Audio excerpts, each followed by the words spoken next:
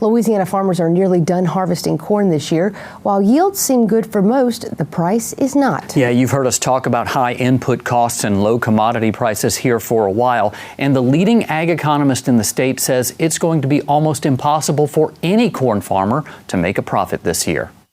Corn harvest is wrapping up at West Farming Partnership in Evangeline Parish. Lucas West takes a little time to inspect his combine before he cuts his last 40 acres. Harvest was good. Weather cooperated with us for the most part. We were able to get everything out in a timely manner. So that was a big help.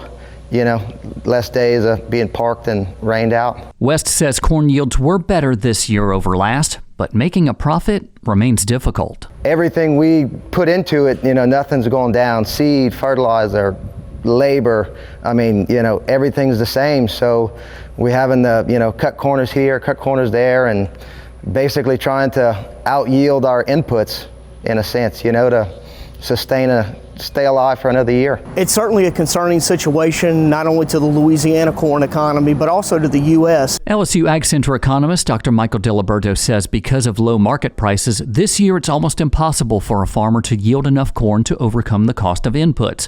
First, let's look at the cost of production. According to Diliberto, a hypothetical farmer in Tensas Parish in 2023 spent about $684 per acre to grow corn on non-irrigated land and about $879 an acre on irrigated land. The market price for corn was $4.55 a bushel. In 2024, the cost dropped a bit, $6.40 an acre on dry land and $8.37 an acre on irrigated land, but the price dropped as well to $4.30 a bushel. And estimated costs for this year are $6.25 an acre dry land and $8.16 on irrigated, but the price went down further to $3.90 a bushel. So while the cost of production decreased 7 to 8% over that 3-year span, the price farmers received for their corn dropped by 14%. It's certainly an environment of tighter margins again.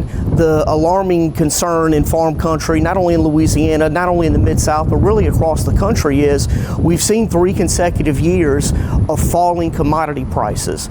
The bad news is we've seen input prices still remain relatively high, and whether that's fertilizer markets that's really driven by, you know, imported fertilizers that come out of the Middle East or that come out of Europe, certainly tariff uncertainty, you know, that's adding a new wrinkle into this environment as well. Diliberto says on that hypothetical farm this year, if you take last year's average yield in Tensas Parish of 194.4 bushels per acre, a farmer who owns their land breaks even on non-irrigated corn with a price of $3.22 a bushel. But on irrigated land, the break-even price is $4.20 a bushel. Now, if you make the price static at the USDA's estimate of $3.90 a bushel for 2025, that farmer's non-irrigated land must yield 160 bushels per acre to break even. But that irrigated land, because of the increased cost of production, would have to yield 209 bushels per acre for the farmer to break even. Corn yield used to be great in Louisiana. It used to be something where that was a way to yield your way out of lower prices. Our farmers are some of the best that we have in the world here.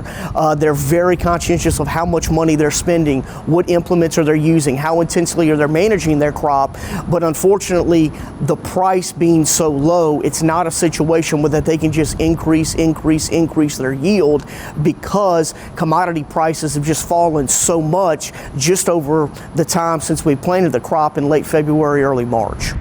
Louisiana farmers usually get a little more for their corn crop because they harvest early. However, according to the Louisiana Farm Bureau Marketing Association, that little bit extra called basis dropped at the beginning of harvest at the same time markets dropped, but has since risen a bit in the past 2 weeks.